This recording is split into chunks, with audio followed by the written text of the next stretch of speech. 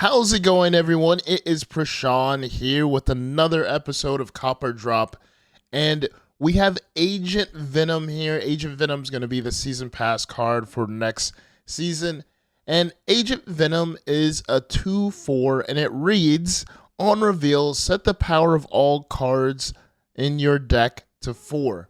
When I originally saw this, I was thinking C4, obviously, that should be what you should play, like there's nothing else. But after mulling it over and thinking about it for weeks now, since this has been leaked, I have some other ideas. So if you're new to Copper Drop, you always know that Cop means that you should get this card, right?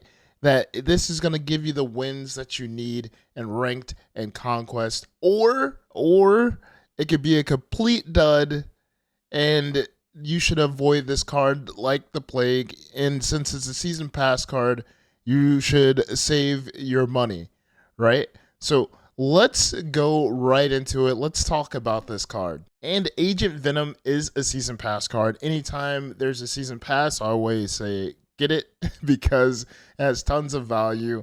And saying that in general, I am doing a season pass giveaway. I did post it on Twitter yesterday.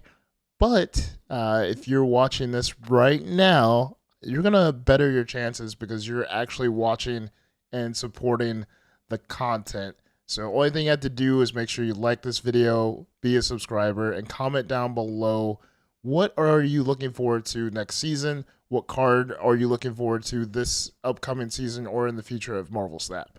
So and the winners will be picked on Tuesday morning. That way you guys know and you'll get your season pass and be able to play the new card.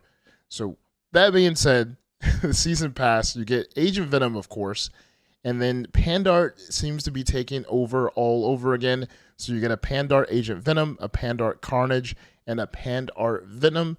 And it also looks like you get 2 sweet card backs here, a Venom card back and a Carnage card back. And it looks like for if you reach Infinite, you get the like gold Venom card back, which is pretty cool. And then you also get the avatars for each of these variants, and you get a black matte border, which are pretty hard to come by. So like I always say, I think this is going to be a spoiler. I'm going to say this is a cop already, but we're going to go into some of the synergies, and then we're going to go into what counters this card, right? And then we're going to go into some of the decks that I created that might be pretty spicy, might work with this card, might not, especially since like we don't really get to test it, right? So we'll check that out right now. So let's go into it. So when we think about Agent Venom, we think about the synergies, right? What cards work well with this card? Automatically, you want to think C4 because it's obvious. Every card in your deck will have a power of 4. But you want to think beyond that, right? And when I was thinking through, it does make a few more archetypes better. I think this makes Destroy better. You might not be able to play a card like Death in this deck anymore, but the fact that you could use Agent Venom on 2, and if Deadpool is still in your deck, that means that you destroy him once and he automatically becomes an 8. You're doing less work already. Your Wolverines, your X-23s, everything's already at 4. Your Wolverine could get crazy numbers too. Your Null is at 4 plus 4 power 2. So you just take out Death and then you just destroy stuff with Agent Venom and watch it grow exponentially. And you might be able to put Mystique in that deck too. That way you could ramp up with the X-23. Like that is pretty crazy when you think about the Destroy archetype. I think Destroy got a little bit better with this card as well if you're thinking Destroy or if you're a Destroy player. But if you're not a Destroy player, I think Move 2 also got a buff. So you think about cards like Human Torch, you think about cards like Dagger. If they get affected by Agent Venom and they're plus 4, you move that Human Torch just once and it's already an 8. That is insane. If you move that Dagger once too, and if there's a certain amount of cards in a lane, that Dagger could go crazy too. Like I think those archetypes completely get better when you think about this card. And then Zoo too. I think Zoo can get better too, especially with cards like Hawkeye. You have cards like Kitty Pryde, and you also have cards like Thena. Thena can take advantage of this. Angela can take advantage of this. Bishop can take advantage of this, already having that head start with Agent Venom. Uh, I'm not sure how it would go with cards like, for instance, um, Mysterio. I don't know if all the clones turn into 4 as well. I'm not sure how that would work. I believe, obviously, with cards like Doctor Doom or Ultron or Squirrel Girl, I'm pretty sure they're, or even Brood. I'm pretty sure they're clones or bots or whatever will remain whatever cost they are, but you do reduce that card besides Squirrel Girl. Squirrel Girl's the only one that gets buffed, right? But I believe that is the route you take with a card like Agent Venom. And when you think about counters, the only thing that really counters this deck is unfortunately Shadow King. Even if you play Luke Cage, Shadow King will still do its thing. And that's the only thing you have to worry about, right? Like, there's nothing else that could counter this. And then you think about Agent Venom and what Agent Venom can counter himself. So you think about Cassandra Nova, right? Cassandra Nova just milled away the power from all of your cards in your deck. Agent Venom could give them right back, especially if you play it after. And then cards like Silver Sable that recently came out that mills off power from your top card of your deck. Agent Venom could just set that back to 4, which I think is pretty amazing. I think that's pretty cool. And those are some of the synergies and counters I thought of while going through this. If you guys know more, let me know down in the comments. What are you guys cooking? What are you guys brewing? What are you guys thinking? Did I unlock some potential in your brain that you didn't see before? I know this is a collaborative effort here. We're friends helping friends. So let's go into some of the decks that I created with Agent Venom. And I don't know if they're going to be viable or not, but on day 1, we'll definitely give them a try. So let's take a look at them. Here are some of the decks I created with Agent Venom. So let's go into the first one we have here. We have an Agent Move deck. We have Aranya, Ghost Spider, Human Torch, Iron Fist, Nico, Dagger, Madam Web, Falcon, Agent Venom, Vulture, Hercules, and Beast.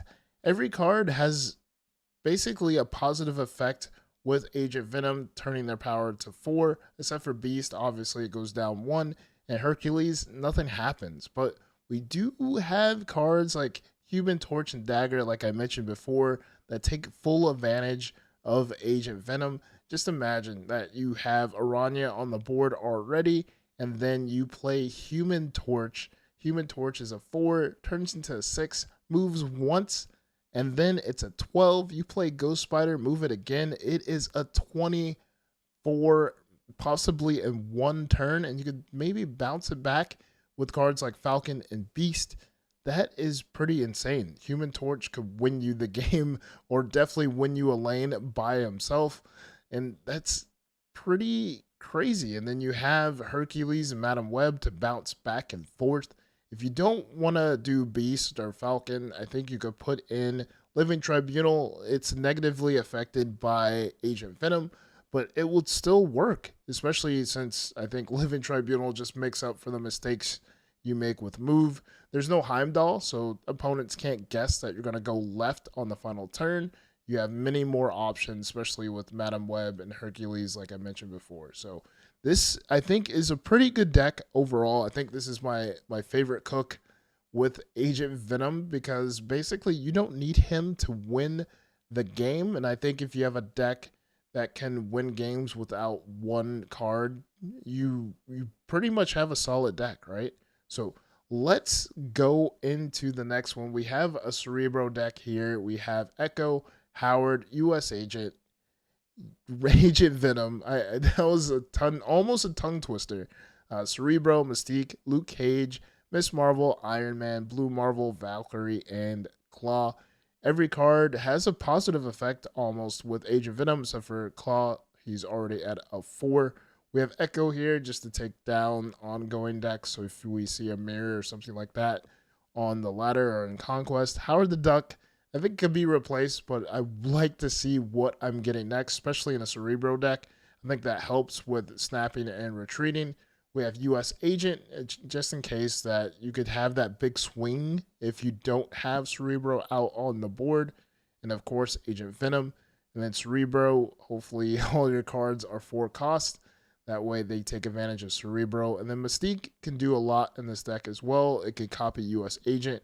It could copy Claw. It could copy Iron Man. It could copy Blue Marvel or Miss Marvel, which I think is pretty cool.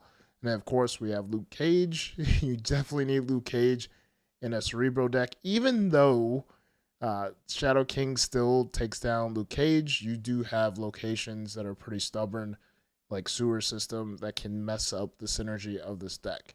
And then, of course, Miss Marvel. As long as you play 2 other costs in adjacent locations, you're fine. Then you have Iron Man. Of course, Iron Man, like I said before, Iron Man is an 8 power. Like, puts 8 power in one lane just with Agent Venom, which is pretty ridiculous. And then, of course, we have Blue Marvel. Blue Marvel goes crazy. And then Valkyrie can swing you games too, especially if you played Agent Venom and Luke Cage already. Your cards stay at 4. Theirs goes down to 3, which wins you a lane. And technically, you don't need Cerebro for that, right? So I think this deck can be cheeky and get you some weird wins without Cerebro, but definitely need Cerebro to get those dubs that you need. I think Cerebro is definitely a key piece. You might be able to get wins without it, but it definitely takes a lot of skill and thinking. And the last deck that I created was a Destroy deck. I mentioned that as well. We have Deadpool, Nico, X-23, Carnage, Wolverine, Agent Venom, Mystique, Killmonger, Venom, Deathlock, Arnim Zola, and Null. So this deck doesn't have death because obviously Agent Venom affects death in a negative way. But in a positive way, we do have like a Deadpool synergy with Null. You could get your Deadpool pretty crazy and your Null pretty big. And I think with X-23 on the board too, you could try to squeak out Null on turn 5 and then try to play a Mystique on turn 6 with another card, which I think it will be pretty cool. And you could even try to destroy Deadpool again. So you could play Null on 6 or Null on 5, and then you could play.